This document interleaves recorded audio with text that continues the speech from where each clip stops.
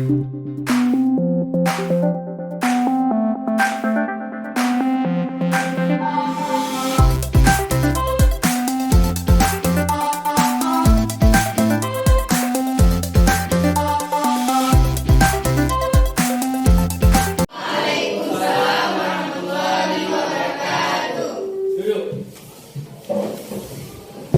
memulai pembelajaran pada hari ini, kita baca doa terlebih dahulu.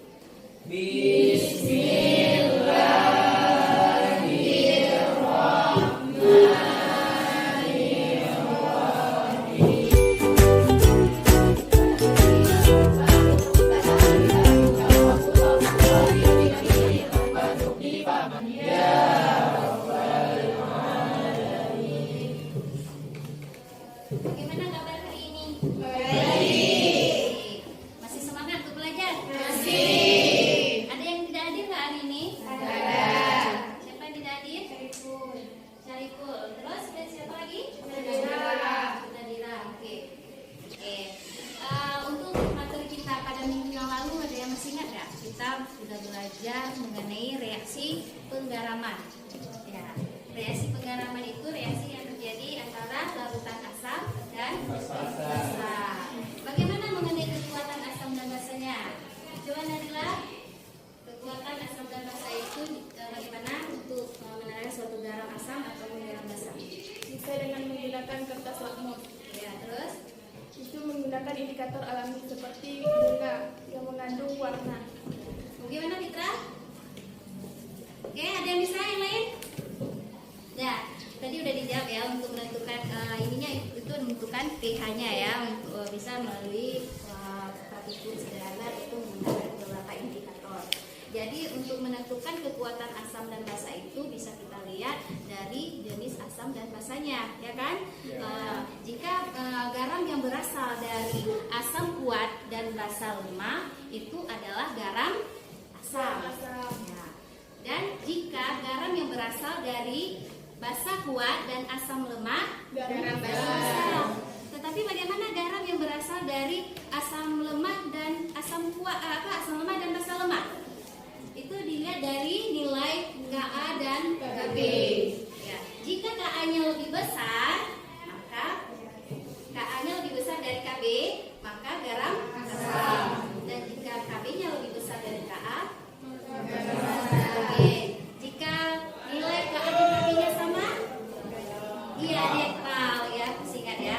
Kemudian di kehidupan sehari-hari kita, kalau dikatakan garam pasti tidak asing ya, karena kita setiap hari menggunakan memakai atau mengkonsumsi garam ya. Tapi tanpa kita ketahui garam yang kita makan ini adalah garam dapur ya. Bahwa garam di kimia ini bukan hanya sebatas garam dapur saja, tetapi masih banyak jenis garam-garam yang lain yang ada di kehidupan kita. Salah satu contohnya adalah garam yang terdapat pada larutan pembersih lantai atau pembersih kamar mandi ya, yaitu natrium sulfat. Jadi natrium sulfat ini dia berasal dari, ada yang tahu nggak dari apa? Natrium sulfat berasal dari asam kuat yaitu NaOH dan asam kuat juga ya, basa kuat dan asam kuat. Nah, jadi itu salah satu contoh jenis garam yang ada di kehidupan sehari-hari kita. Oke. Baik, sekarang kita melihat apa yang menjadi tujuan pembelajaran kita pada hari ini ya.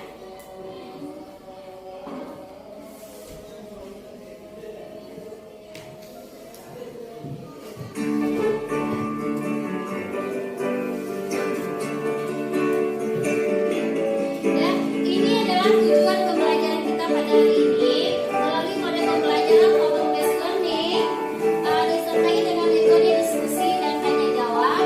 Diharapkan peserta didik mampu menjelaskan hubungan antara tetapan hidrolisis, tetapan ionisasi air, konsentrasi OH- dan OH+, kemudian menghitung pH larutan garam. Oke.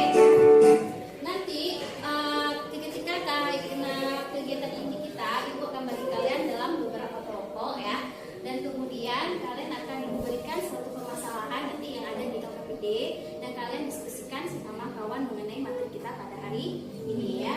Baik. Oke.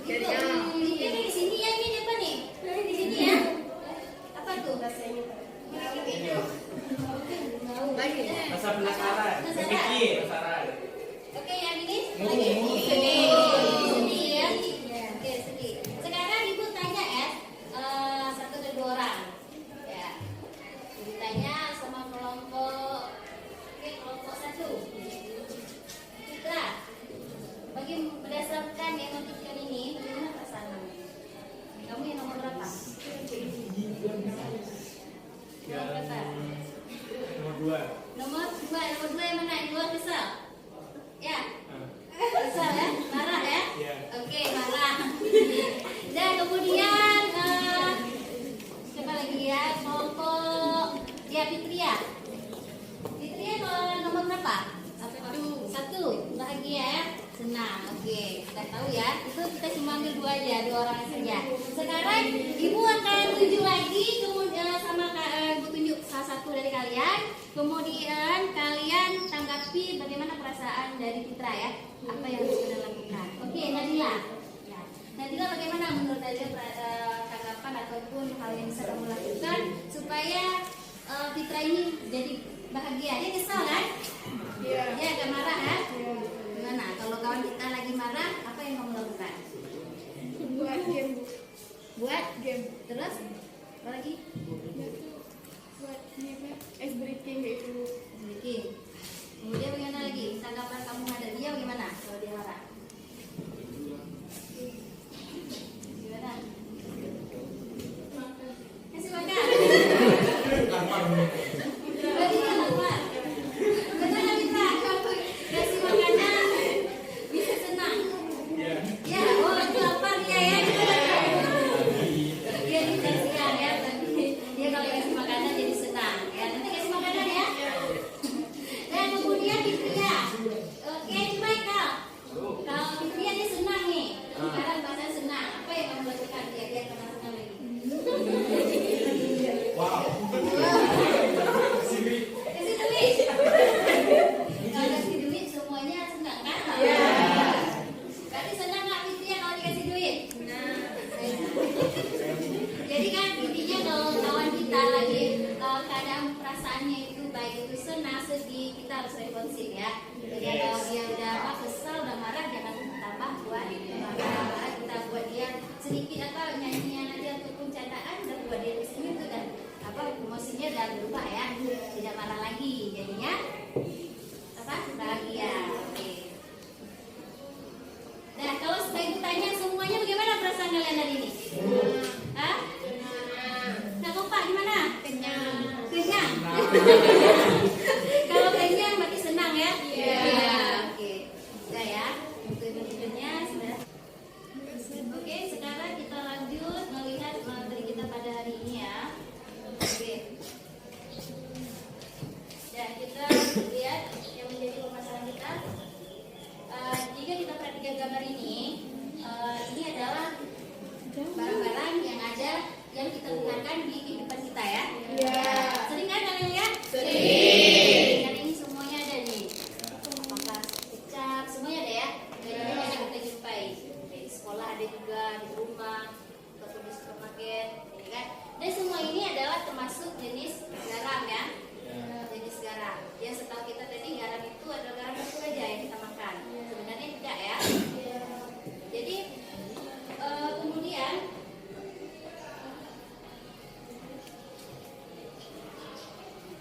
nah, lalu bagaimana cara kita menentukan pH larutan garam? Ini. Bagaimana? Tadi ada yang katakan melalui praktikum ya, ada beberapa indikator. Jadi kita bisa dari melakukan praktikum itu kita bisa memprediksi berapa pH. pH-nya. Jadi pada larutan hidrolisis ini atau garam hidrolisis ini ada beberapa yang harus kita ketahui ya untuk menentukan nilai pH atau harga pH-nya. Baik, sekarang kita lanjut lihat videonya. Putih, asam urat dan basa lemah merupakan garam asam dengan urutan pH kurang dari 7, di mana dalam air kation dari garamnya akan mengalami hidrolisis. Contohnya adalah garam NH4Cl dan garam NH42SO4. Dalam hal ini, untuk menghitung pH-nya secara spesifik, kita dapat menggunakan persamaan konsentrasi ion H+ sama dengan akar Kw dibagi Kp dikali molaritas kation garamnya, di mana Kw adalah ketatan kesetimbangan air yang nilainya adalah 10⁻⁴ dan Kb adalah ketatan ionisasi basa lemah pembentuk garamnya. Berikutnya kalau PKB sama dengan KH, yaitu tetapan hidrolisis, maka rumus ini bisa kita turunkan menjadi konsentrasi ion H+ sama dengan akar KH dikali molaritas kation garamnya.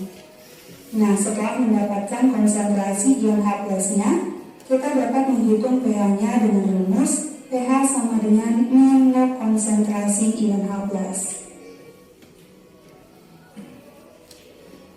Yang kedua, garam yang terbentuk dari asam lemah dan basa kuat. Nah, seperti yang sudah kita bahas pada video sebelumnya, garam yang terbentuk dari asam lemah dan basa kuat merupakan garam basa. Nah, di dalam air, anion dari garamnya mengalami hidrolisis. Contohnya adalah garam KCN dan garam CH3COONa. Dalam hal ini, untuk mengetahui pH-nya secara spesifik, kita dapat menggunakan persamaan konsentrasi ion OH- sama dengan akar KW dibagi Ka dikali molaritas anion garamnya.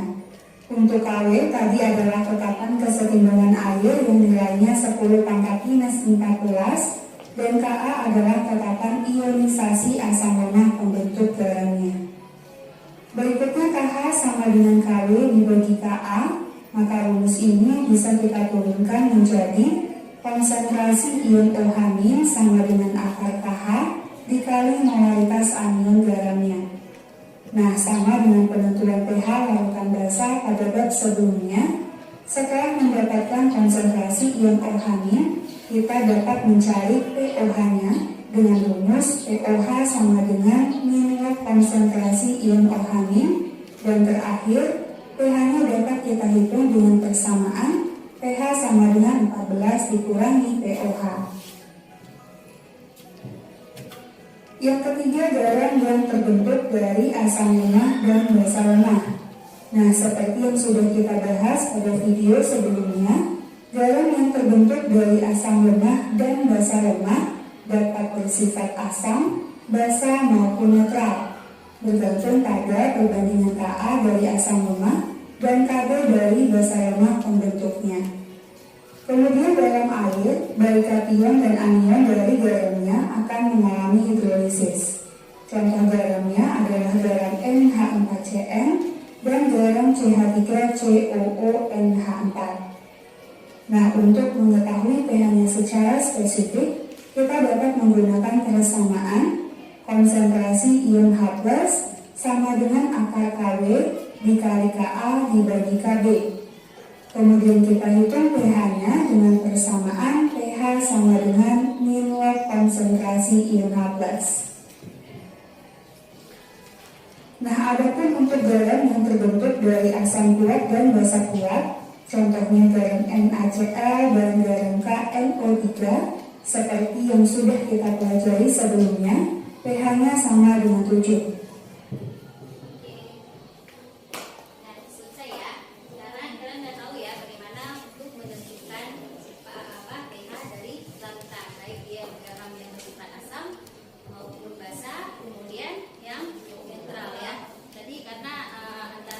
Lemah dan basa lemah itu kan kekuatan asamnya ini atau sifat garamnya ini tergantung dari kekuatan asamnya ya. Jika Ka-nya lebih besar dari Kb, maka garamnya asam, dan jika kebalikannya Kb-nya lebih besar dari Ka, maka garam basa.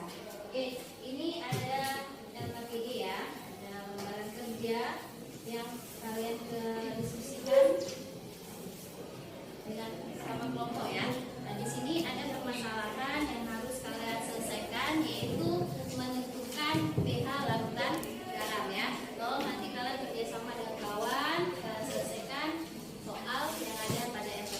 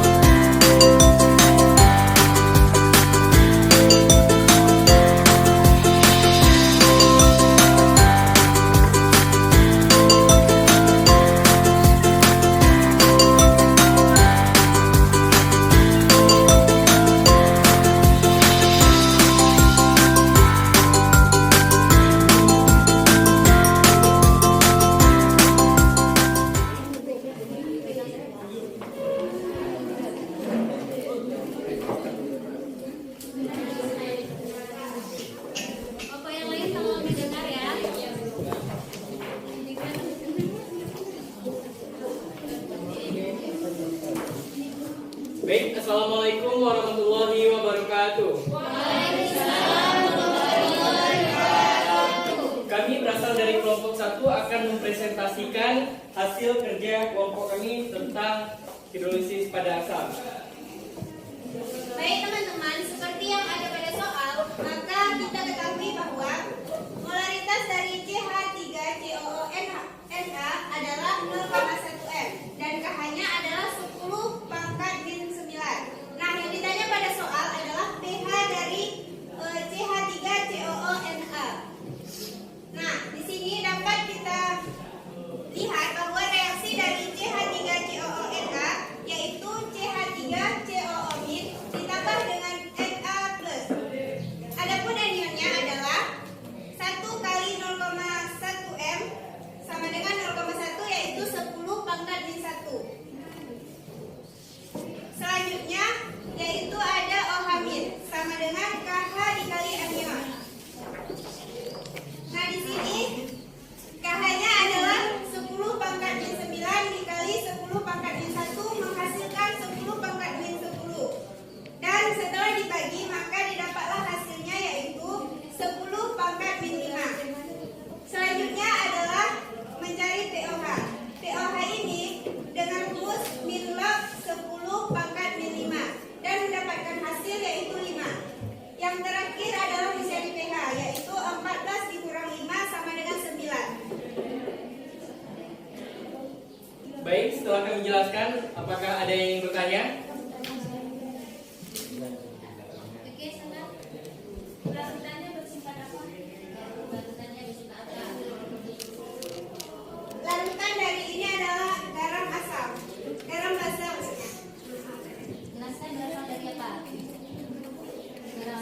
Garam basa yang berasal dari apa? Asam lemak, asam kuat yang mana?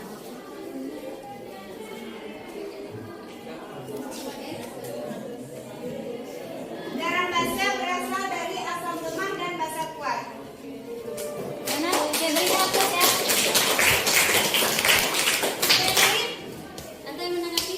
Iya, yang bisa CH3 itu berasal dari apa? Bisa COO itu. Nah, CH3COO ini berasal dari asam lemak dan Na ini berasal dari basa kuat. Ya, CH3COONA atau natrium aseta dia berasal dari asam lemak CH3COOH dan basa kuat NaOH. Jadi karena yang kuatnya adalah basa ya, maka dia adalah garam basa.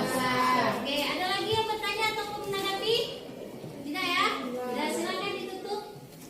Jadi teman-teman, itulah tadi hidrolisis pada garam basa yang telah kami presentasikan. Sekian dari kami. Assalamualaikum warahmatullahi wabarakatuh. Waalaikumsalam.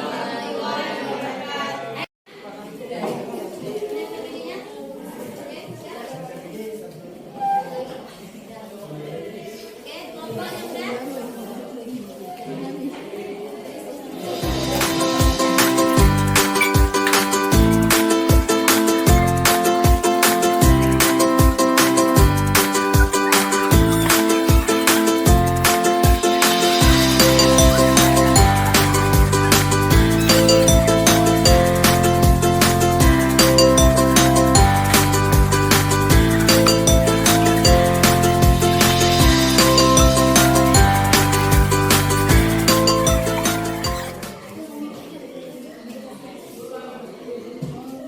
Oke, karena KPD-nya sudah dibahas semuanya, sekarang kita tahap analisis ya permasalahan yang telah temukan ketika mengerjakan LKPD-nya.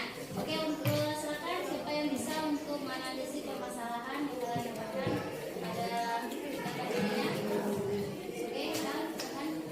Untuk menganalisis pH lautan garam, untuk mengetahui sifat garam itu garam basa atau garam asam, kita bisa menentukan dengan melihat asam atau basanya. Jika asamnya lemah dan basa kuat, itu merupakan garam basa. Sedangkan untuk mengetahui garam asam, itu bisa kita lihat ketika asamnya kuat dan basanya lemah. Dan bisa kita ketahui ketika sifat garamnya netral itu asamnya lemah dan basanya lemah, dan sifat garamnya tergantung pada Ka sifatnya. Ya, jadi ketika kita menghadapi soal ya kondisi garam ini, untuk langkah awal yang perlu kita ketahui apakah garam itu bersifat asam dan basa, kita harus tahu dia garamnya berasal dari asam dan basa apa. Jika dia berasal dari asam kuat dan basa lemah, berarti dia garam asam. Dan jika berasal dari basa kuat dan asam lemah, berarti garam basa. Kemudian kita juga harus membuat reaksi ionisasinya ya. Membuat reaksi